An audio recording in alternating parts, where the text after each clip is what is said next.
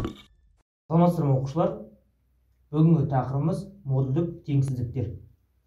Модульдік теңсіздіктердің екі түрі бар. Модульдің ішінде тұрған өрнек саннан кіші, немесе модульдің ішінде тұрған өрнек саннан үлкен.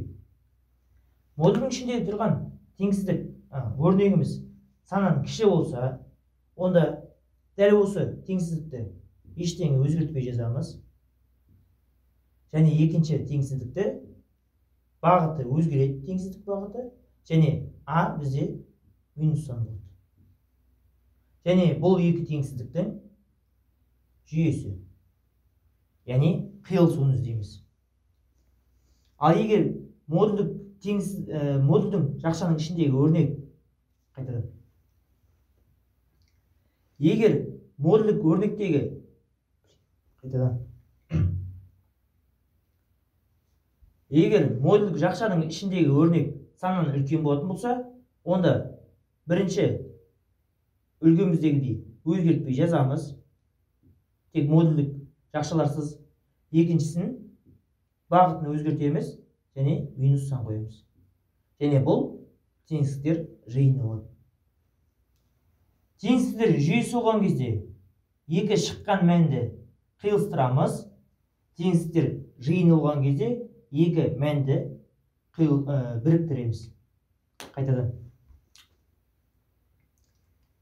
Егер теңсіздіктер жүйесі болса, онда екі шыққан мәнді қиылыстырамыз.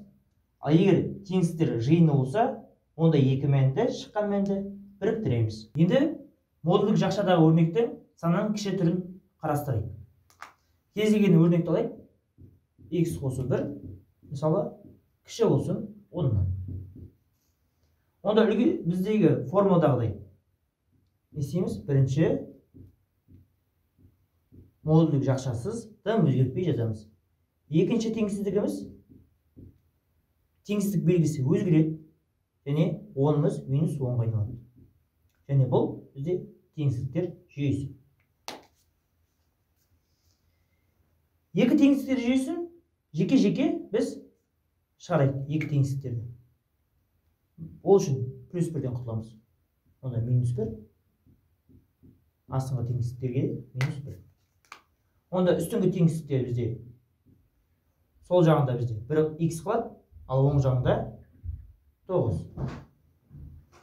Сол жағында бізде x қалады, ал оң жағында минус 10, минус 1, минус 11 болады. Сонда жауабымыз x 9-дан кіші, яғни минус шексіздіктен 9-ға дейін. X минус 11-ден үлкен, онда минус 11-ден плюс шексіздікке дейін. Және осы теңсіздіктер жүйесі болғандықтан, осы екі теңсіздіктердің қиылысуын іздейміз. Онда өз суретіме жазайық. Минус 11 және 9. Бірінші санаралығымыз минус шексіздіктен 9-ға дейін. Минус шексіздіктен 9-ға дейін. Қатаң теңсіздік болғандықтан 9 бізде іші боялмайды. Екіншісі минус 11-ден плюс шексіздікке дейін. Плюс шексіздік. Бұл минус шексіздіктен. Дәл солай қатаң теңсіздік болғандықтан оның іші боялмайды. Және осы екі санарлықтың қиылысу жері минус 11-ден 9-ға дейін. Онда жауабы x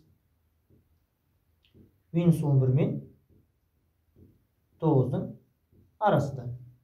Енді модульдік өрнектің саннан үлкен түрін көрейік. Біздің өрнегіміздегі бірінші ештеңені өзгертпей жазамыз. Екінші теңсіздігіміз теңсіздік белгісінің бағыты өзгереді және минус 10 болады. Және бұл теңсіздіктер жиыны болады. Әр теңсіздікті жеке-жеке шығарайық. Бұл плюс 1-ден құтылу үшін азайтамыз 1. Астыңғы теңсіздіктерде азайтамыз 1.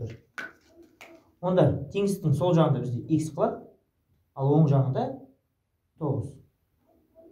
Астыңғы теңсіздікте сол жағында x қалады, оң жағында минус 11. Сонда әр теңсіздік бізде үстіңгі теңсіздік x 9-дан үлкен. Онда 9-дан плюс шексіздікке дейін болады. Астыңғы теңсіздігіміз x 11-ден минус 11-ден кіші. Онда минус шексіздіктен минус 11-ге дейін болады. Және бұл теңсіздіктер жиыны болғандықтан қазір шыққан мәндерді біріктіреміз. Бірінші мәндер жазып алайық. Бізде екі мән бар. 9 мен минус 11. Бұл суретімен жазамыз. Минус 11 және 9.